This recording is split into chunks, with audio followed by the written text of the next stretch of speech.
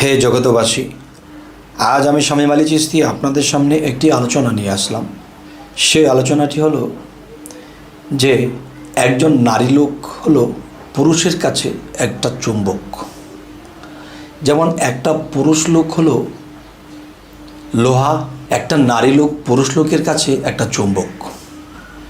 তাহলে একটা জিনিস খেয়াল করবেন যে একটা নারী লোক যদি রাস্তা দিয়ে কোথাও হেঁটে যায়, তখন নারী লোকটি কোনো পুরুষের দিকে তাকাচ্ছে না, কিন্তু দেখা যায় একটা পুরুষ লোক একটা নারী লোকের দিকে এক নজর হলে তাকাবে সে আসলে কে এবং কোথায় যাচ্ছে, কেমন দেখতে, এই বিষয়। তো আরও একটি বিষয় হলো যে নারী লোক একটা চুম্বক কীরকম, যে আল্লাহ এমনভাবেই সৃষ্টি করেছেন যে দেখবেন একটা কথা বলা হয়, সেই কথাটি হলো একটা চুম্বক যখন একটা জায়গায় রাখা হয় তখন লোহাটা যদি আশেপাশে থাকে তখন দেখা যায় যে লোহাটা চাট করে চুম্বকের লেগে যায়। যদি এই বিষয়টা আমি এমনভাবে বোঝাই তাহলে আপনারা কি বুঝবেন? পুরুষ লোকের 6 গুণ, নারী লোকের 9 গুণ। তাহলে নারী লোকের যদি 9 গুণ হয়ে থাকে তাহলে তাদের তোরফাল এবং তাদের যে একটা বিষয় এটা বেশি থাকবে।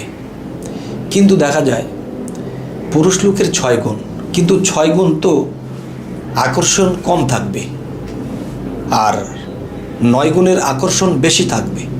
তো দেখা যায় কি যে 6 গুণ তার আকর্ষণে তার দিকে ভিড়ে যায়, তার কাছে চলে যায়, কিন্তু 9 গুণ সে তো আসে না।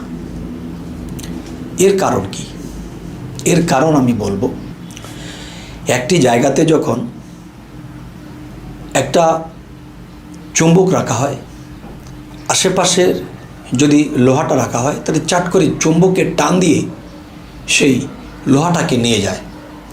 তাহলে ঘটনা হলো যে চুম্বক টানে।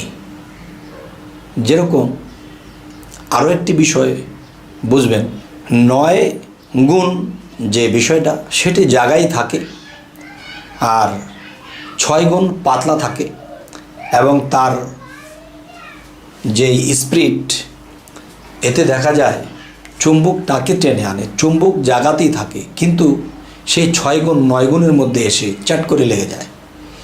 তাহলে এখানে যে বিষয়টি বোঝাতে চাচ্ছি যে আল্লাহ নারীদেরকে এমনইভাবে সৃষ্টি করা হয়েছে যে দেখা যায় যে এই সৃষ্টির মধ্যে বিশাল রহস্য লুকিয়ে আছে। যাই হোক, আরও একটি কথা বলা যায়, সেটি হলো দেখবেন 5 কেজির যে বাটখারাটা এটা নিচে থাকবে এবং সবার উপরে 50 গ্রাম কিংবা 20 গ্রাম। এখন 20 গ্রাম বলতেছে যে আমি সবার উপরে। 5 কেজি যে বাটখারাটা নিচে আছে সে যদি একটা নাড়াচাড়া দেয় তখন কিন্তু সেই 20 গ্রাম উপরে টিকে থাকতে পারবে না। তো এই জন্য বলি যে আল্লাহ নারী লোকদেরকে এমন সিস্টেমে তৈরি করা হয়েছে যে পুরুষ মানুষ তারা সহজে কাঁদে না, আর মেয়ে মানুষ কিন্তু সহজে কেঁদে দেয় এবং চোখের পানি মুছতে মুছতে তারা ঘরের কাজগুলো সেরে ফেলে। আর পুরুষ লোক যদি কাঁদে তাহলে তার দুঃখের এত স্পিড যে সে 2-4 দিন ঠিক মতো কাজ করতে পারবে না। আর একটা নারী লোক চোখের পানি ঝরিয়ে দিয়ে তখন সংসারের বিভিন্ন কাজ চোখের পানির সাথে সাথে মোছার সাথে সাথে করে ফেলছে। তাহলে এরকম একটা স্পিরিট তাদের মধ্যে দেওয়া হয়েছে। তেমনি যৌবনের যে ভাগটা তাদের মধ্যে বেশি, তাই তাদের মধ্যে এমন চুম্বক আল্লাহ ফিট করে দিয়েছে যে এই জন্য জগতে মেয়ে মানুষ পর্দায় থাকতে হয়। পর্দায় থাকতে হয় কেন?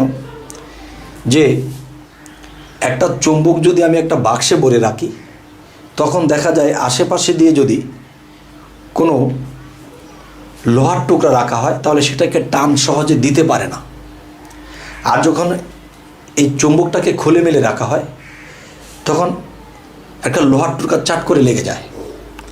যার ফলে একটা মেয়ে মানুষ যখন পর্দা হয়ে থাকবে তখন তার রূপের দিকে যখন একটা পুরুষ লোক দৃষ্টি নিক্ষেপ করবে, তখন কিন্তু সে তার জায়গায় স্থির থাকতে পারবে না, হয় কামে মত্ত হবে নয় প্রেমে মত্ত হবে।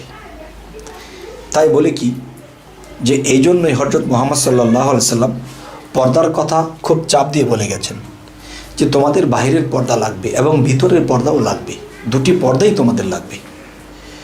যাই হোক, আজকের যে আলোচনাটি বোঝানো হলো যে 6 গুণ আর 9 গুণ, যে 6 গুণ তো কম, 9 গুণ তো বেশি, তাহলে কেন 6 গুণ গিয়ে আগে সেখানে চাট করে লেগে যায় আর 9 গুণের জায়গায় 9 গুণই থাকে? এটাই বোঝানো হলো যে পুরুষের অংশ বিশেষ থেকে যখন নারী লোককে সৃষ্টি করা হয়েছে, তখন সেখানে আকর্ষণ শক্তিটাই তার মধ্যে রয়ে গেছে, যার ফলে যে সেই আকর্ষণে তখন এখানে কিছু ঘটে যায়। তাই এর পাশাপাশি আমরা অন্তরের পর্দা এবং বাহিরের দেহের পর্দা, আমাদের দুটি পর্দাই লাগবে, তখন আমরা অনেক দূর চরিত্র থেকে বেঁচে যাব। তবে জানি না হে জগতবাসী, আপনাদেরকে এই আলোচনাটা কি বোঝাতে পারলাম কি না। তো আমাদের এই আলোচনা যদি আপনাদের ভালো লাগে তো অবশ্যই সাবস্ক্রাইব করে রাখুন, পরবর্তীতে আমাদের ভিডিওগুলো আপনারা পেয়ে যাবেন। তো আজ এ বলেই রাখবো, সকলেই ভালো থাকবেন। আল্লাহ হাফেজ।